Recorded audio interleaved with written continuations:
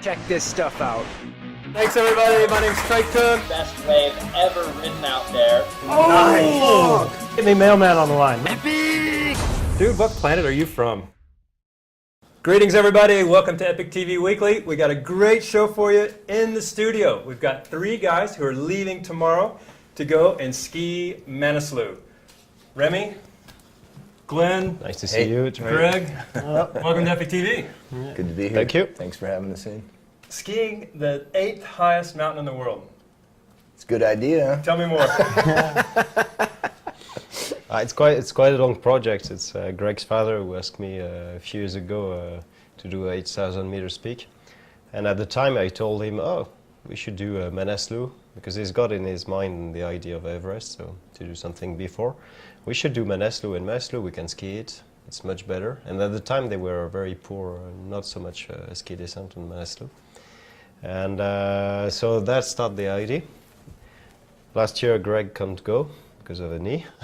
What did you do to your knee? In the ski, I broken my knees in the jumping in a rock. And my winter is finished, and after winter I do re-education. And Okay, it's impossible I go to expedition.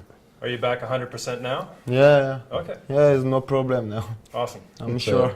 that was last year's problem. And this year, Gérard, Greg's father, is going to operate from his back. So he was supposed to come, he's not coming, so we just It go was his 3 of big us. idea. And it was his big idea, so I think we have to thank him here about this idea. Yeah, for sure. And, Thanks, Gerard. After, because Greg and Gérard, it was and me, it was too small amount of people for the money-wise, budget-wise. I knew that Glen was pretty keen to do something like that. So I asked Glen, because we've been already in the Andes, in Peru, or in India, on a high altitude. So it was a good opportunity to do something different. But Glen, I thought you were a ski ballet star. Yeah, I am. Like I say, we're going to go. Obviously it's an attempt on Manaslu, and with some good luck, we'll have not only a good climb, but maybe a good ski. And it has been skied a few times before. Even last year it was skied, so all the attempts have been with oxygen. We don't plan on doing that. I'm really excited. Oxygen? It has not been free ridden yet. So Oh yeah. so So you're gonna c'est build, pas descendre avec le free ride. Non, C'est le non. ski, c'est pas la même. C'est pas so la you're gonna même. build a few kickers along the way. So we're really looking for the first free ride descent of the mountain. All right. and has it been skied from the summit all the way to base camp? Do you know that? Yes, in parts. Yes. Yeah. More or less. Yeah, but Adrian. In one go. Has anybody skied it from the very top back to base camp? I think they've all been broken at some point, whether it was day before or day after, or part at one point, part at another point. I'm not really sure, and it's quite difficult to know, in fact. I know that Guy Willett and Emma Jack in 2009, who are with Dream Guys, Yes. who you guys are Yeah. going with, Yeah. they wrapped Yeah, I know in Guy. 15 meters from the summit, and I think they skied down, and I think Guy, the weather closed in, and Guy had to wrap through 50 meters. Yes, So pretty yeah. close to a complete, but Yeah, and then But with oxygen. with oxygen, exactly. Yeah. So why are you guys going without oxygen? Isn't it much easier with oxygen? Because might be. I think it's still hard with oxygen. Actually. but no, it's just because I think it's more ethical. Yeah. Just we are playing on mountain. It's nothing serious. It's a game, first of all, and I think the rules of the game are without oxygen. Yeah. That's all. Yeah, for sure. Especially if we. I think the performance is something different than with oxygen. Many people Could say you that- consider looking at Tour de France in July with all the guys cycling with something on their nose? and that's Forget that, man. Yeah, but don't tell anybody, please. Don't tell anybody now. Your pee is trench color usually. It's medical kit. But no, it's true. I think like what Rémy says, and Greg will agree. All of us believe in, especially in this day and age. Yes, commercial mountaineering, oxygen is part of it. This is not a commercial climb. We're all trying to go climb as friends, and in respect to the forefounders and of alpinism and the mountains themselves, I just don't believe it really belongs anywhere at this point. You know, if you come back and say, no, it kicked my butt, I got up there, I wasn't able to do it, so be it. I got no problem with that. Tell me more about Manaslu. Where is it? Here we got the map behind us here. So Manaslu is in the central Nepal, I will say. We are flying to Kathmandu tomorrow and after tomorrow. Then 1 day rest in Kathmandu. It will be a quick visit to the tourism ministry to get the permit and things like that. Go by Tom and Jerry's and have a burger? A bit of Shoot shopping. some pool? Maybe not enough time, at least for me. Maybe on the way back. And after we'll fly to the valley, to the village, which is at the bottom of Manaslu, which is called Samagaon. And then we'll do some acclimatization around. The good point of that, if it's possible, is that you go straight up to 3.6, then stop. The main goal is to get the best acclimatization as possible in order to be successful on summit. Absolutely. If you go too fast, The more time, so the slower, the better. the heli is not to gain some time on the mountain, but to gain some time to get a better acclimatization. Okay. Yeah, it hasn't been climbed very much, huh? I mean, Is there's that right? only a couple of hundred summits Okay. on Manaslu. It's in the last 5 years there's been some commercial endeavors taking place on it, so it's getting more and more crowded, but I'm looking forward to it. So this is the northeast face? Is that right? East face, mostly Mostly east face. Yeah. Northeast, okay. Base camp is a bit lower. Camp 1 is located in this area. Camp 2 will And that's at what level? 5.7. Then Camp 2 is above the Serac here. Camp 3 is on the shoulder at the bottom of the steepest spot. Camp 4, 7,400 meters, and then summit.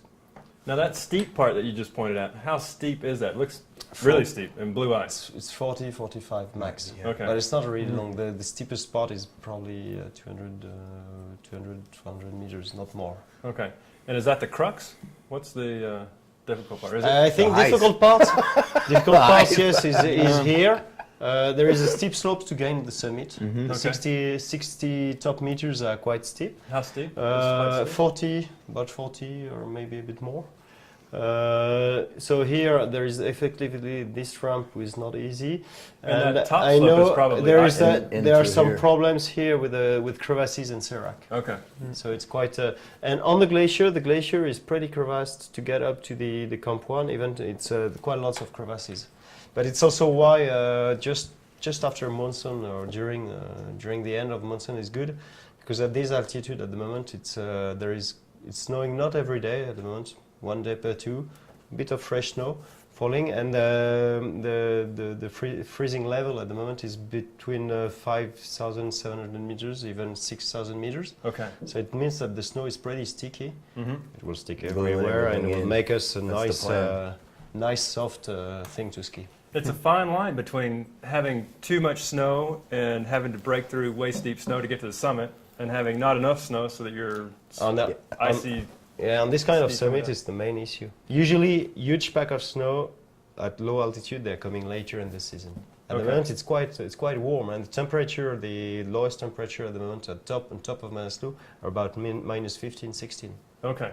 So it's pretty warm for 8,000 meters. Okay. I've got one last question. We're running out of time.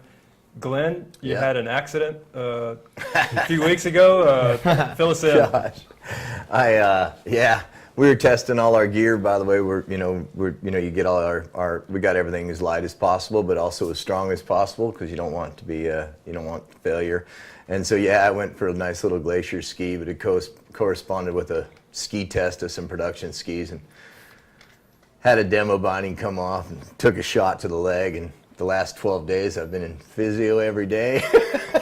Getting rubbed down, swimming a little bit, I'll be fine. You were in some serious pain, Oh though. man, Monday, I can honestly say Monday, we had canceled the trip on Monday, and then the last few days, Neil, the physio here in town, got after me. We all kind of know the goal, and I can honestly say that I'll be getting on the plane very confident tomorrow that by the time we start heading to base camp, I'll be a contributing member of the team.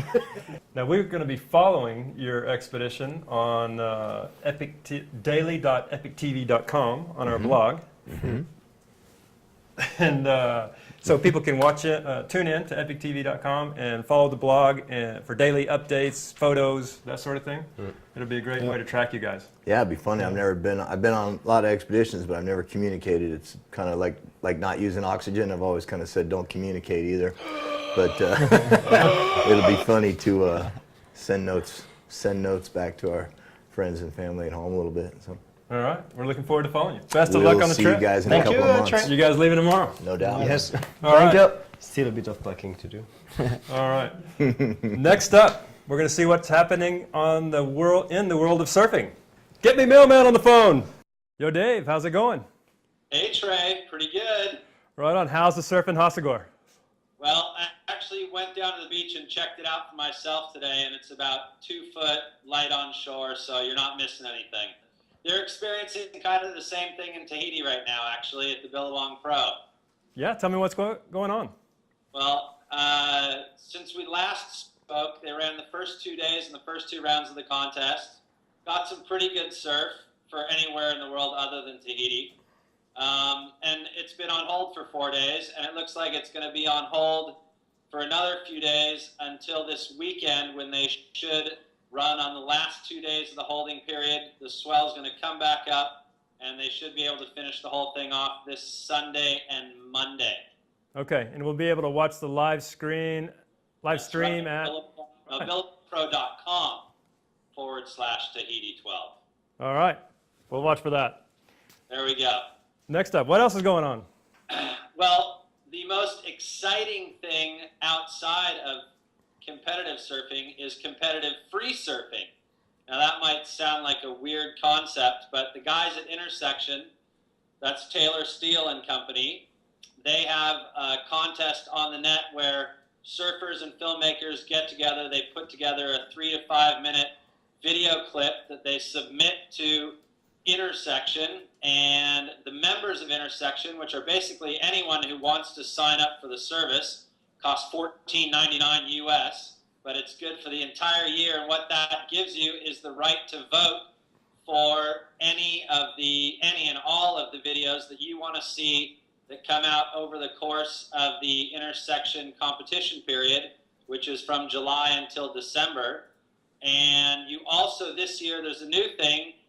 They're giving out $10,000 a month to the best filmmaker per month of the 6-month contest period. And those guys also win the right to shoot a section for the next Innersection Films project. The last one was Here and Now, where they followed surfers around the world over the course of 1 day on the same day. And the next one actually is called, what is it called? 7 Signs. And so they're giving out 10 grand and a shot at being a filmer in Taylor Steele's next project. So it's a pretty big thing for up-and-coming filmmakers. And the guy who won the first month of the contest, the surfer is Noah Cohen, and the filmmaker is Ben Gulliver. They put together a great little section, about 3.5 minutes. They're based out of Canada, so they get lots of cold water over the course of the year. They decided to go to Indonesia, though, and film the first section of the film. But a nifty little story that kind of goes on behind this one. When they were filming Here and Now last year, Noah Cohen and Ben Gulliver were actually staying at Dede Suryana's house in Indonesia. Nathan Myers, who's one of the Innersection bigwigs, was there to film a segment of that film for Dede, and met Noah and Ben. They used some of that footage in the Here and Now project, and lo and behold, Ben Gulliver ends up winning the first section of the 2012 Innersection contest. Outstanding. And I guess by giving away that $10,000 every month, they ensure that there are good entries from the first day forward. That's exactly it, because what they were getting in the past was all the guys would wait until like the last 2 weeks of the contest, and then they'd get 100 entries that would be all entered at one time, and it was kind of mayhem. And so this way, not only do they give out more money to the filmmakers, but they also make sure that over the course of the whole 6-month contest period, they're getting solid entries from the beginning to the end. And another new thing is they're also leaving all those entries up online over the course of the 6 months. So at any point you can go on to Innersection.tv and you can watch all of the videos that have been submitted up to that point. Also, a new thing this year is they're all embeddable into other websites. So the surfers can take their videos. Once they've submitted them to Innersection, they can post them on their own websites, on their sponsors' websites, on websites like EpicTV.com, which is one thing I'll just throw out there since it is a very exciting tweak to the concept. I'm going to be doing a rundown on everything that's on there up to this point, and then as the new sections come out, we'll be posting them onto Epic TV's Adventure News and also onto our Facebook page. Awesome. That'll be a great way to keep up with it. Exactly. So can anybody enter? In theory, anybody can enter, but there is, let's say, a pre-selection criteria. If you or I were just to put together a surf film with, our little handy cam or our GoPro of our weekend session down at the beach, it probably wouldn't make it through the initial Innersection quality control. But anyone out there who has a little bit of experience behind the camera and can hook up with any surfer worth his salt, really, that can do some good airs, do some good turns, and make it into and out of tubes, can pretty much has a shot at having their entry accepted. Hugo's giving me the 3-finger sign. I'm not exactly sure what that means, but I think it means to cut you off. Okay, fair enough. Well, on that note, 3 fingers to you guys too. And see you sometime soon. Thanks, Dave. It's been epic. Right Aloha. on. All right, from there we'll go to our last story of the day. The Trango Air Wall crew is back from Pakistan, safe and sound. We talked to Tim Emmett earlier in the week, and he's got some crazy stories. We'll go to him on Skype right now. Yo, Tim, great to see you. Yeah, you too, Trey. Yeah, it's nice to be back in civilization. Hey, congratulations on you and the team climbing to the top of Great Trango and make it down again safely. Well done. Hey, thanks. I really appreciate it. I think on any expedition to the big mountains, the number one priority is always coming back in one piece. And we did that, and we had a lot of fun too. So, yeah, it's good to be back. But you didn't get the chance to wingsuit from the summit. Can you fill me in on the trip quickly? Yeah, absolutely. We got to base camp, and it took us a week to get there. And then we did one load up to advanced base camp with all the climbing gear and the tents and all the sleeping bags. And then we came back down again, waited for the next spell of good weather, and then went back up to advanced base camp with our wingsuits and base jumping gear. And we based ourselves there for 4 or 5 days, and then we waited for another weather window to go to the top of Trango. And the first time we went there, weather deteriorated and we couldn't see anything at all. So we decided to come back down to advanced base camp, and then we waited for a few days, and then we got another weather window. We went up there, and actually getting to the exit point proved to be really quite complicated, and it was, we tried 3 different ways of getting there, and none of those ways worked.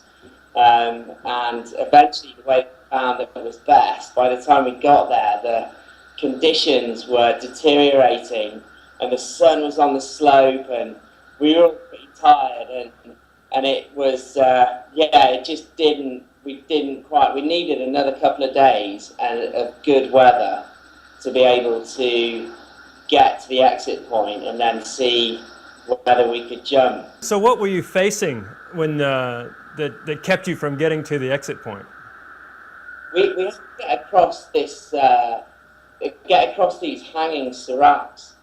At the top of the 6,000 foot wall or the 7,000 foot wall, there's these huge ice seracs which vary from 200 feet to 600 feet high. Initially, we thought, well, if we climb up to the summit and then we can abseil down the side where there aren't any seracs. But we realised that what we thought was about 300 feet was actually 1,000 feet. So we didn't have enough rope to do that. So that wasn't going to work. And then the next thing we tried to do was we dug this little snow hole to shelter from the elements. And as we were digging this, we ended up in an ice cave, like between the rock and the ice seracs. And we thought maybe we can tunnel down through this cave and get to the bottom of the ice seracs, and then that would give us access to go across the ice field to get to the exit point. But it was really involved and it was pretty dangerous, and Jerome got to the end of the rope and realised that it wasn't going to work. So to climb all the way back out, ice caving at 6,000 metres, hilarious. And then the next option was to try and get across this rock buttress, which involved really technical and very thin mixed climbing on tiny crystals, with your feet, you got your crampons on not really cold, just on smears. So your footholds, well, just not on footholds, and crampons and smears don't really work. No, so, that sounds terrible. There was one point where I was matching my two ice axes on this granite crystal, which was about the size of my little fingernail, and you could see K2 in the background, and beneath my feet was the highest, most sheer wall I've ever been at the top of, like double the height of El Capitan. How much air was beneath you? About 2,200 meters, nearly 7. So yeah, it felt pretty exciting. But again, that blanked out to nothing. That all the features just they disappeared. So I had to reverse that and come back to the belay. And we'd been climbing. We'd started climbing at midnight, and it was about 11 o'clock in the morning by this point, and we were running out of gas. So, and also the sun was coming round onto the face that we needed to traverse across to get to the exit point. So the ice was hot and warm, and it was really aerated and rotten, and some of the hanging ice sort of started to fall off. And we realised we were in the right place but at the wrong time. We needed to be there in the middle of the night when it's really cold. So yeah, we ran away because we thought that was the right thing to do at the time. And we didn't get another chance after that because it started snowing. Man, sounds like a difficult decision that you made, but it ultimately sounds like the best decision. Normally when you go base jumping, you've had a good night's sleep, and you're alert and switched on and you feel good. But normally when you get to the top of a mountain, as you well know, especially at altitude, you're pretty tired, especially if you've been climbing for 11 hours through the middle of the night, carrying these double loads. So it's the desire to push and make it happen is huge, but also you really need to be switched on when you get to the point where you're going to contemplate making a jump, because if you make a bad decision, it could be life-threatening. So yeah, I was really happy to be with the team that I was with. The French team, who were really down to earth, and our main prerogative was to be safe and get down without any injuries. And sometimes saying no is the hardest thing, and it's as you say, it's the best thing many times, because it's easy to make mistakes, and if you make mistakes in that environment, it can cost you your life. Well, tell me, what was the best part about the trip? Wow. The best part about the trip was, I think it was the views. Like being up at the top of mountains like that when the sun rises it's breathtaking, and it's when you're with your friends and you all see the same view, and it's pretty special. You know, the mountains there are just enormous. Wow. And what was the worst part about the trip? The worst part of the trip was in the journey on the way back. We heard that in one of the villages that we were about to drive through, there'd been 25 Shia Muslims had just been gunned down. So, yeah, that was pretty concerning. There was a really high military awareness, and we needed to get... And they were gunned down by who? Well, we're not entirely sure. We were only given limited information, but it was pretty full on actually. There were a lot of military, a lot of people with guns, and it felt pretty real. So we were escorted from our hotel at 2 o'clock in the morning by the military for safe passage so that we could get back to Islamabad. Does that make you think twice about going back to Pakistan? Definitely, yeah, sure.